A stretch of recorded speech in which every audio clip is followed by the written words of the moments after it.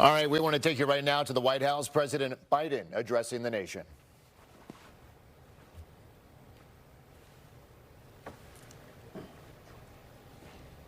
Investigation going back more than 40 years, even into the 1970s when I was still a new United States Senator. The special counsel acknowledged I cooperated completely. I did not throw up any roadblocks. I sought no delays.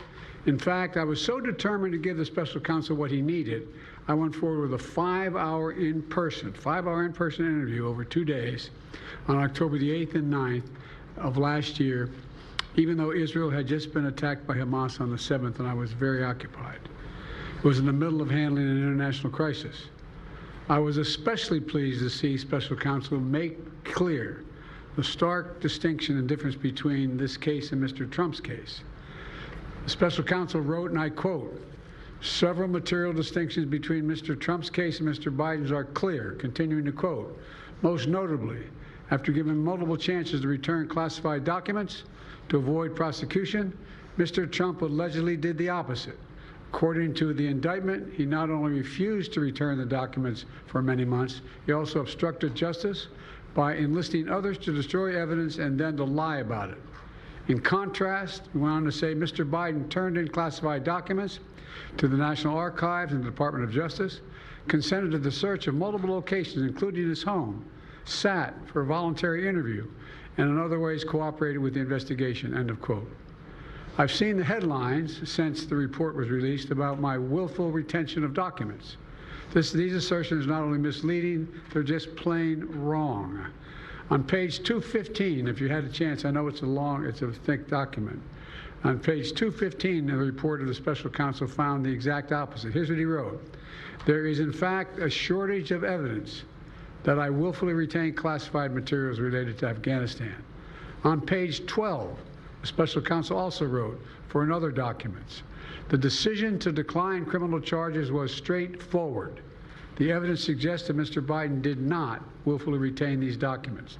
The evidence said I did not willfully retain these documents. In addition, I know there's some attention paid to some language in the report about my recollection of events. There's even reference that I don't remember when my son died.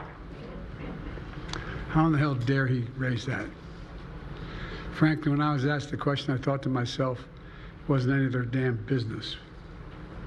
Let me tell you something. Some of you have commented, I wear since the day he died, every single day, the rosary he got from Our Lady of... Every Memorial Day we hold a service remembering him, attended by friends and family and the people who loved him. I don't need anyone to remind me when he passed away or passed away. Simple truth is I sat for a 5-hour interview over 2 days of events going back 40 years. At the same time I was managing an international crisis, their task was to make a decision about whether to move forward with charges in this case. That's their decision to make. That's the counsel's decision to make. That's his job. And they decided not to move forward. For any extraneous commentary, they don't know what they're talking about. It has no place in this report. The bottom line is the matter is now closed. I'm going to continue what I've always focused on, my job of being President of the United States of America. Now, thank you, and I'll take some questions. President Biden, something the special counsel said in his report is that one of the reasons you were not charged is because, in his description, you are a well-meaning elderly man with a poor memory. I'm well-meaning, and I'm an elderly man, and I know what the hell I'm doing. I've been president, and I put this country back on its feet. I don't need his recommendation. It's totally out. How bad is your memory, and can you continue as president? My memory is so bad I let you speak. That's Do you feel your memory has gotten worse, Mr. President? My memory has not gotten. My memory is fine. My memory. Take a look at what I've done since I become president.